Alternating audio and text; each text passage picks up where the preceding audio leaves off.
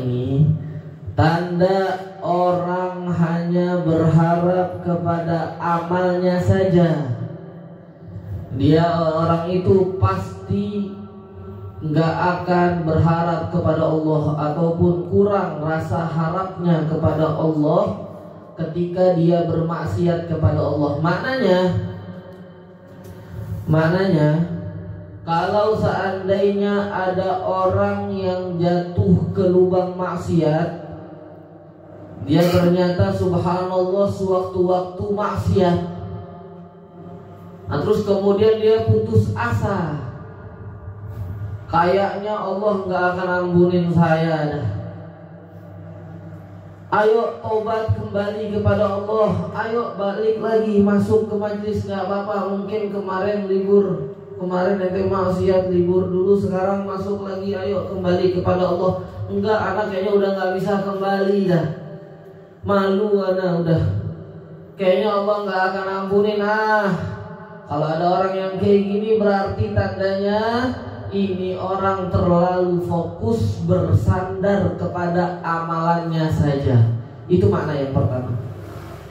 Makna yang kedua dari hikmah ini kita dapat ambil kesimpulan bahwasanya kita dilarang untuk bersandar atau berpatokan hanya kepada amal. Dan ternyata memang terbukti amalan kita itu sebenarnya bukan jaminan yang pasti untuk menyelamatkan kita dari neraka Allah. Ataupun amalan itu adalah sesuatu yang pasti menjamin kita masuk surga lah. Dikatakan di dalam hadis Nabi Muhammad SAW, beliau pernah bersabda, suatu hari beliau ngomong, La yadkhulul jannata bi'amali la yadkhulul jannata ahadukum bi'amalihi. Tidaklah ada seseorang dari kalian yang masuk surga gara-gara amalnya.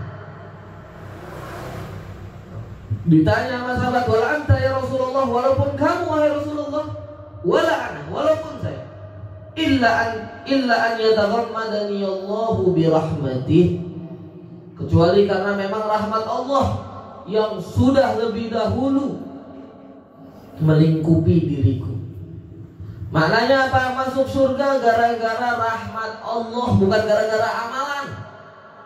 Jadi mau sebanyak apapun sholatnya, mau sebanyak apapun puasanya, sebanyak apapun zikirnya, belum tentu itu menjamin dirinya masuk surga. Jadi masuk surga itu dengan rahmat Allah, raja fi rahmatih, berharap rahmatnya Allah. Dan ternyata dibuktikan, diceritakan juga di dalam hadis. Nabi menceritakan ada seorang hamba Allah di zaman Yahudi dulu, Yahudi yang benar ya, tapi ya bukan Yahudi yang sekarang. Zamannya Nabi Allah Musa alaihi salam. Jadi beliau ternyata ini orang meninggal dunia, hidupnya 500 tahun dan ibadah 500 tahun. Selama 500 tahun dia hambakan dirinya untuk Allah. Dia serahkan jasadnya hanya untuk beribadah kepada Allah 500 tahun. Coba bayangkan ada di antara kita yang ibadahnya 500 tahun. Gak ada, umur kita aja gak nyampe segitu. Bahkan umur yang pendek aja yang kayak kita ini ibadahnya jarang-jarang. Ini orang 500 tahun hidupnya hanya ibadah. Subhanallah, meninggal dunia dibangkitkan oleh Allah. Di hadapan Allah, Allah katakan kepada dirinya, wahai hambaku, ya abdi udkhul jannata birahmati, masuk surga dengan rahmatku.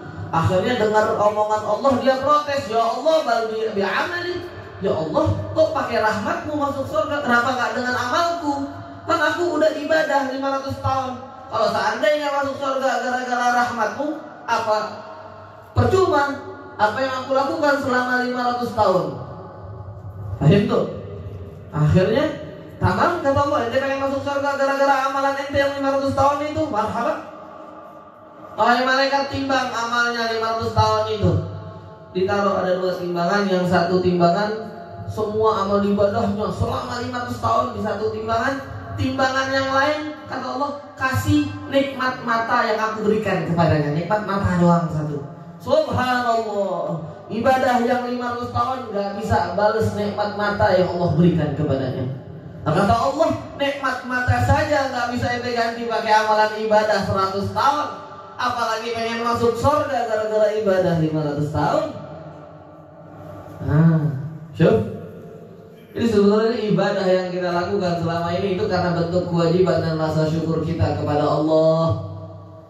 Paham tuh? Karena kita memang hamba, tugasnya hamba itu taat kepada tuannya. Budak itu tugasnya adalah taat sama tuannya. Dan kita budaknya Allah, hambanya Allah, makhluknya Allah. Ya sudah sepantasnya kita berterima kasih kepada Allah dengan cara beribadah. Dan ternyata memang itu tujuan kita hidup. Tujuan hidup kita sebenarnya adalah wa ma khalaqtul jinna wal insa illa liya'budun. Tidaklah aku ciptakan manusia dan jin kecuali hanya untuk menyembahku, kata Allah.